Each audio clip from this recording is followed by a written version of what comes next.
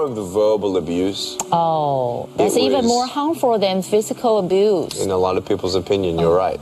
Absolutely. And so... So how you communicate with this little kids? Well, only 6-year-old. I talked to the kindergarten and grade 1, because by the time I went to the school was grade 1, the beginning of grade 1. And so I talked about love. I talked about the value of everyone, that everyone's different, you know, taller, shorter, different hair color, different shoes, different hair, you know, all these sorts of things. It doesn't matter about that. I say, hey, Nick, what are their expressions when these little kids in the schools saw you at first sight? At first, they're like, wow, look at him, you know, and then they see my smile, and I crack a couple jokes, right, and they love the jokes. They don't know, and here comes a professional speaker.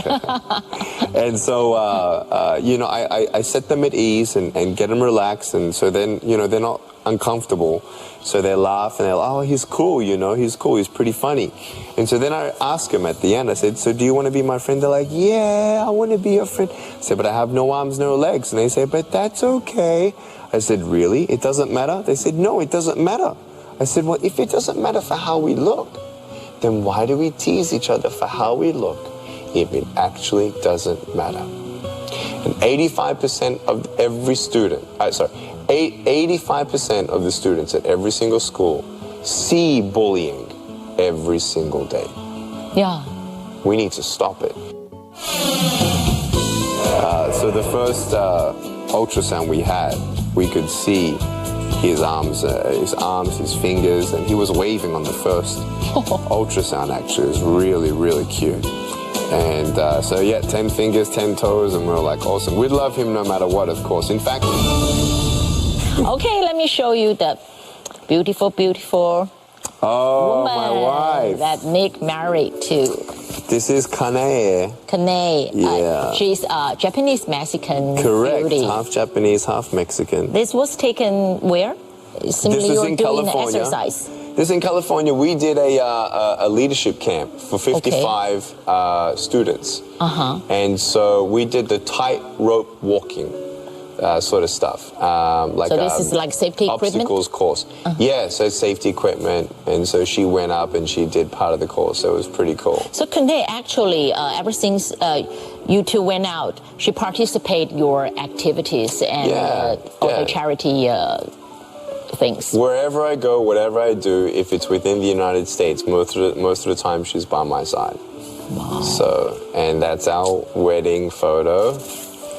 So, we got married on the 12th of February, 2012. And so it was really cool. The way that I proposed to her, we put the ring in a little cake. How did you do it? We put in a cream puffs. So there's like little round pastry cakes with custard inside. And so we made about 16 at the bakery, put one of them, the ring in.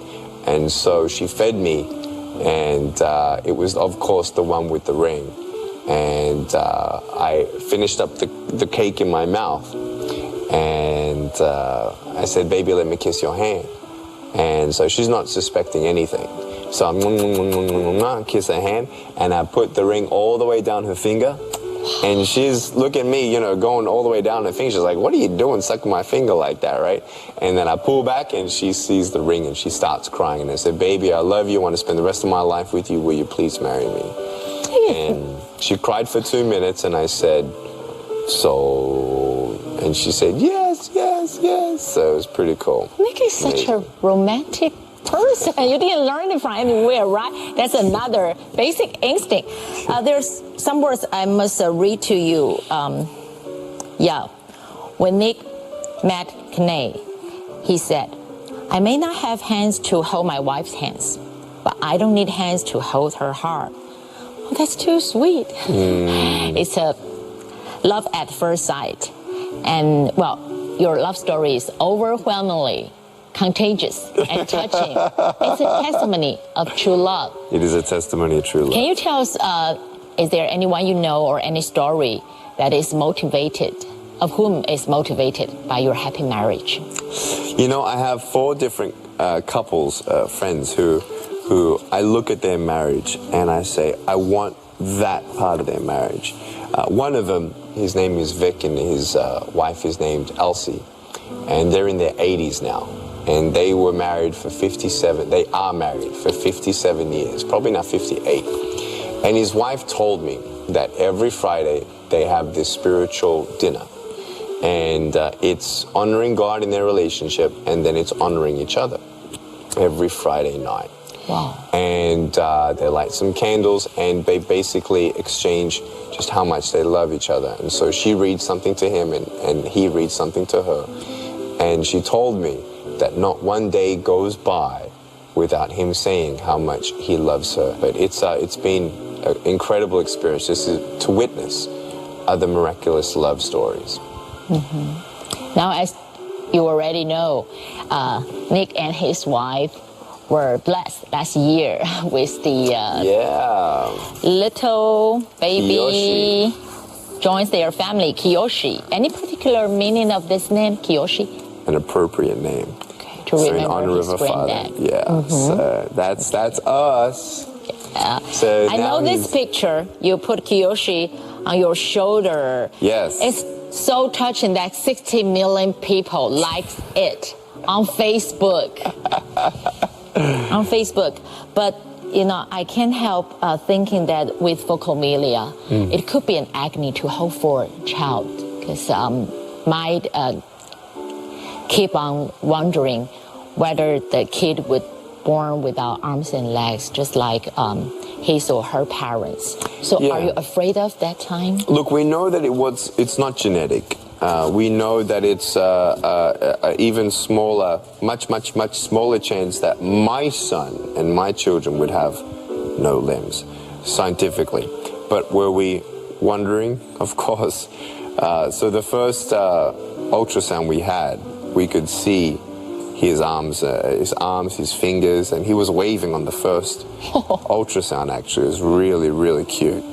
And so, yeah, 10 fingers, 10 toes, and we were like, awesome. We'd love him no matter what, of course. In fact, that was the question that my parents had. Why do you love Nick? Right? Are you sure this is who you want to marry? And one of the questions that they had to her was, well, what if your child has no arms, no legs? And she said, during our engagement, they asked her, and she said, even if all 5 of our children have no arms and no legs, I would love them, I would be the best mother I can be, and at least they have a great example to follow, their dad. And now I can't hold him anymore, he's too heavy. But now and you know, I want to help change his diapers, I want to help dress him, I want to help my wife in the everyday things, and I just can't, you know, and I'm trying to keep positive on that and focusing on, okay, what I have to do is not just worry about that and that he doesn't hug me or how can I hug him.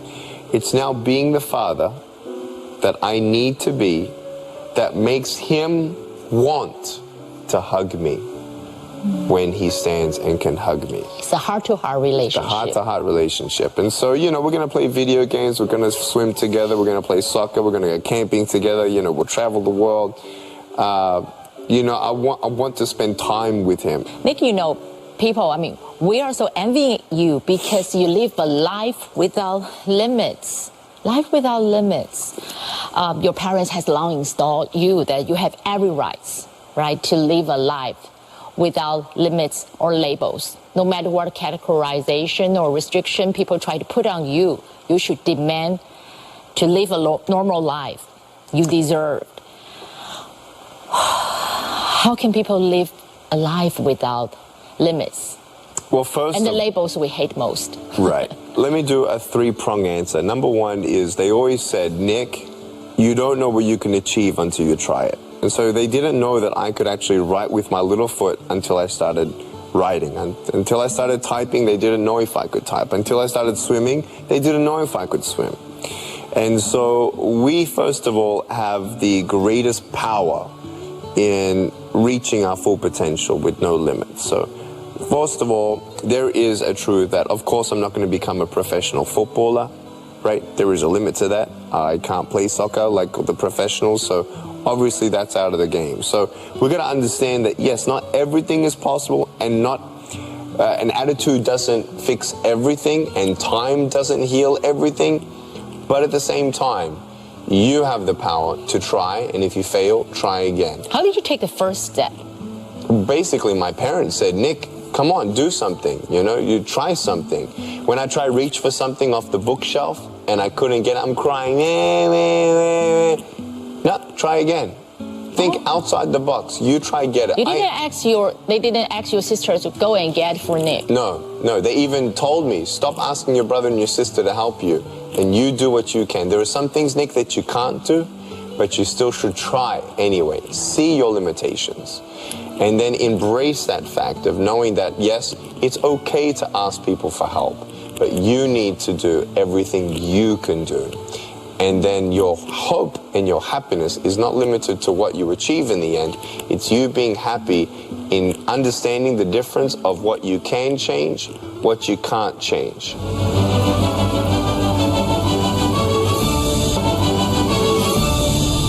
Wow, spread out the love that Nick brings from God to everyone you know. Thank you, Nick. Thank you. Thank you. One more hug. Thank you. Thank you. Hey, maybe you speak fluent Mandarin. No one tell me, huh? Next time, let's do the interview in Chinese. Thank you. 我爱你，谢谢。